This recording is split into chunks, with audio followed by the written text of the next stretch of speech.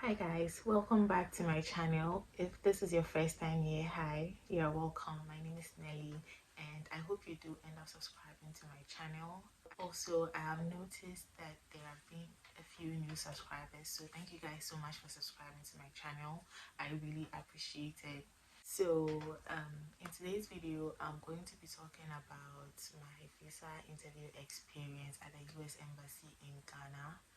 This video is going to be in three sections. It's going to be before the interview, during the interview, and after the interview.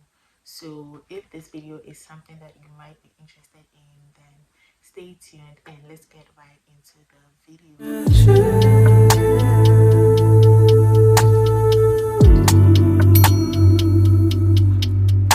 Okay, so before I start, I just want to say that I was not fully involved in the filing process for my visa at the earlier stages. I only became fully involved after my documents got qualified.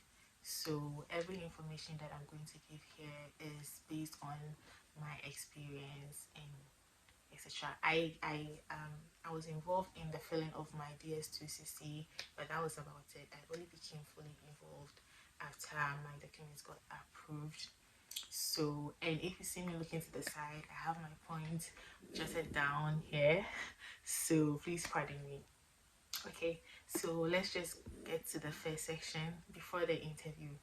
So before the interview, I got my interview appointment letter in April, and when I got the letter, the first thing I did was to search the medical center that has been accredited by the US Immigration, and then I had to find out if I had to like book an appointment or like just walk in, and they said you could walk in, and it was also stated in the letter that you could do your medicals at least 2 weeks prior to your interview date. And the clinic also told me that you could come in 3 weeks prior to your interview date, but I went in 1 month before my interview date because I just wanted to play it safe, and then that really paid off, and you guys are going to understand why I'm saying this very soon in the course of this video.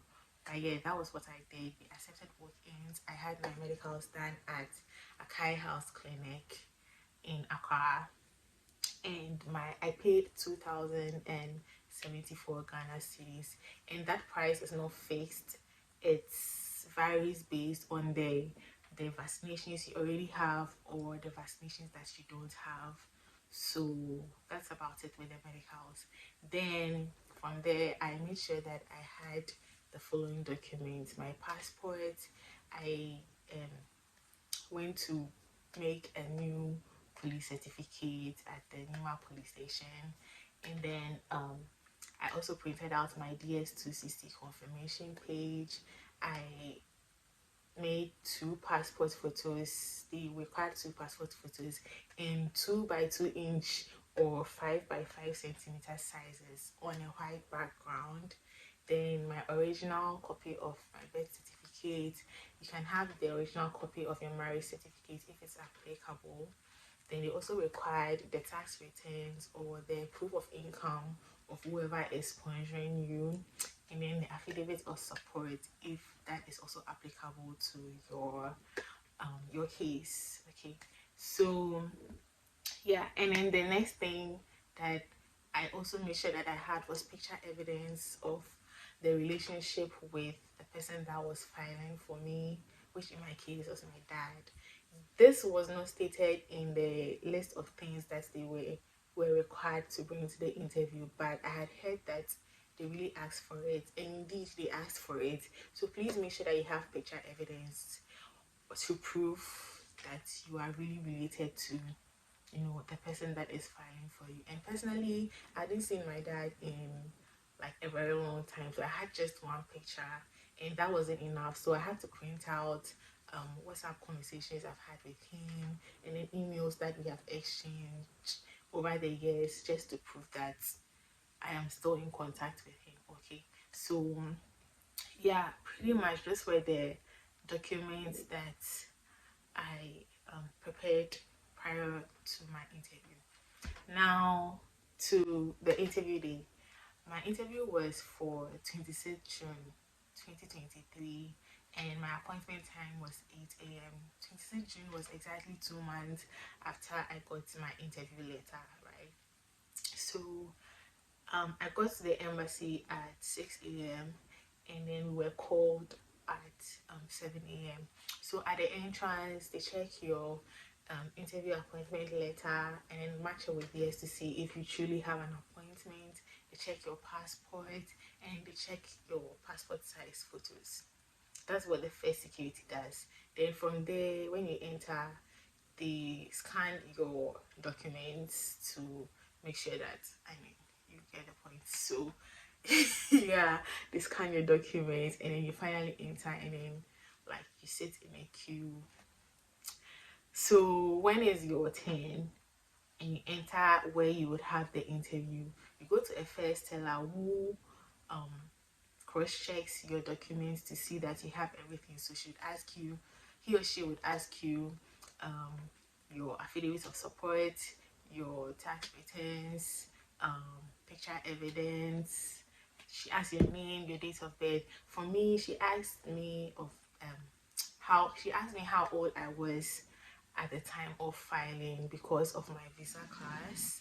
So that was the only thing she asked of me, and then she asked to see the rest of my documents, and that was about it for the first teller.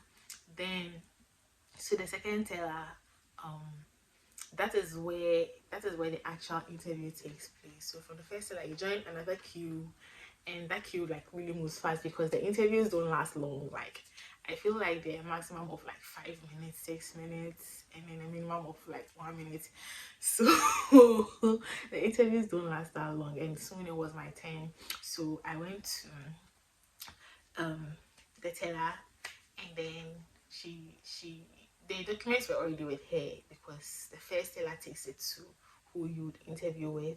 So she called my name, I went, and then she asked me of my name. I mentioned my name in full, and then she asked me of my date of birth, and I told that to her. Then from there, she didn't ask me any like personal questions. She just asked me leading questions about my parents. And so what I want to say about this is, if whatever you are going to tell them is a lie in quote or is not true, make sure that whatever you are telling them is making sense or they are aligning, because my interview felt like a conversation. She was just asking me, so that was the last time I saw my dad, has my mom traveled outside before, and when did she travel, when did she come back, and like she was just basically having a conversation to make sure that everything that I'm saying is just falling in place. And that was how the interview was. So make sure that whatever you're telling them is aligning. That is, I feel like that is how they would see that you are being genuine. And that this is for like an immigrant case. I don't know about student visas or business class visas. I'm just saying for my case. Okay, so yeah. And then also make sure that you don't give more information than required or than what is asked of you. So unless it is like essential that you give extra information. So let me give you an example.